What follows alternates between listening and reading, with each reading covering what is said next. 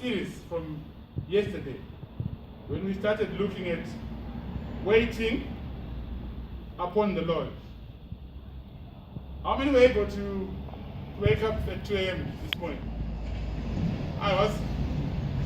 Yeah, we thank the Lord for that time, and we'll continue to have prayers as God speaks to us, specific prayers for specific situations in our life. Today I just want to look at 5 or 6 points on what does it involve to wait upon God. What does it involve? You know, when you're waiting for something, there are certain expectations that you are supposed to undertake. The waiting of a person who is waiting at a bus stop means that he or she knows what time the bus is coming. Even if it doesn't come at 10 o'clock, they know it may come in a few minutes before 10 or a few minutes after 10 o'clock. But there are certain things that the individual who is waiting upon the Lord needs to take into their life and make them part of their daily life in order for them to be able to wait fruitfully, such that when they have waited, then the Lord will begin to work within them. Now, you may, my brother at the back, you may wait 5 years for a specific miracle to happen. Another brother in the same church may wait for 2 years. Our waiting is not the same. Our waiting may differ because of what God is doing in the individual life of that person. Because the lessons that God has set for this one and that one are different. So there are lots of lessons to be learned by the individual believer who is waiting upon the Lord. The waiting time will not always be the same. So it's something that I want you to grasp clearly, that because I have waited 5 years, therefore things must begin to happen in my life. Because I've waited for 10 years, then things must begin to happen in my life. We don't have a specific time of how long we should wait. But we continue waiting, even though we don't know how long we're supposed to wait. The first thing I want us to look at is waiting on the Lord involves the passage of time. Waiting on the Lord involves the passage of time. There is nothing, or there's no way that you can wait without the passage of time. My passage of time may be an hour for an appointment. Someone's passage of time may be 2 hours for the same appointment. But every believer who is waiting upon God for his promises to be enacted in his or her life must know that there is a passage of time that I have to wait for.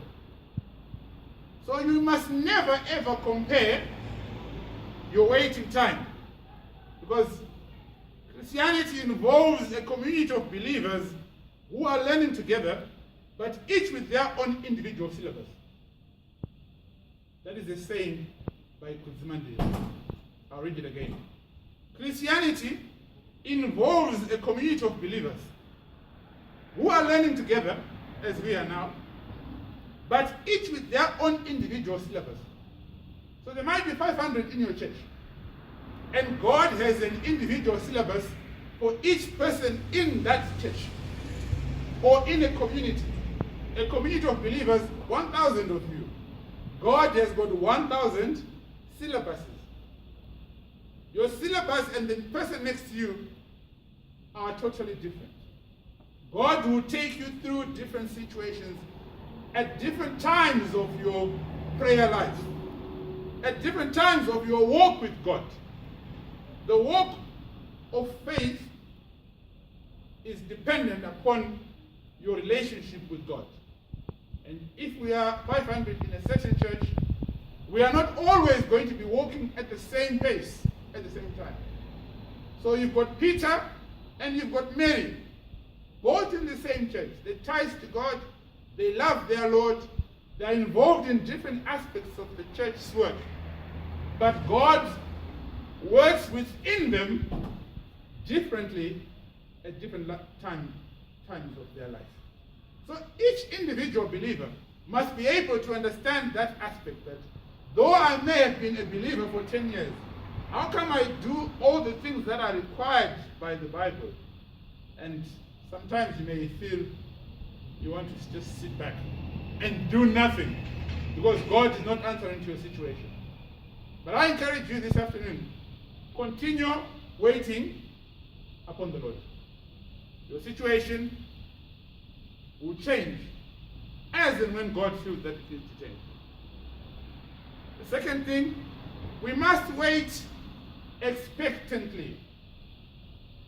If you have seen a woman who is pregnant, maybe some of you have children, obviously. Sometimes if the pregnancy is in its early stages, you see a woman with her hand there. And if she feels the baby is not breathing anymore, or it's gone to sleep, she may start to feel a bit panicky. But what I'm saying is, a woman who is expecting a baby does not start buying clothes for the baby when the baby is born. She starts preparing. If it's the first baby, they probably prepare the nursery for the child, the bedroom where the baby is going to sleep, buy the necessary clothes for a young baby, and make sure that the house is very clean. And women generally, they want a clean house when they're about to give birth. So this woman is pregnant, but she's expecting that at the end of 9 months, I am going to deliver a baby. And she starts making preparations for that baby, even before the baby has been born, even before the baby has come out of the womb. So each believer must take that kind of attitude. I'm not just going to wait aimlessly. I'm not just going to wait hopelessly, but I'm going to wait upon the Lord expectantly, expecting a situation in my life to change, expecting miracles in my life to change, expecting my relationship with my God to grow, expecting a promotion in my job, expecting a better marital relationship with my wife, or any relationship that you may have with your friends and relations. So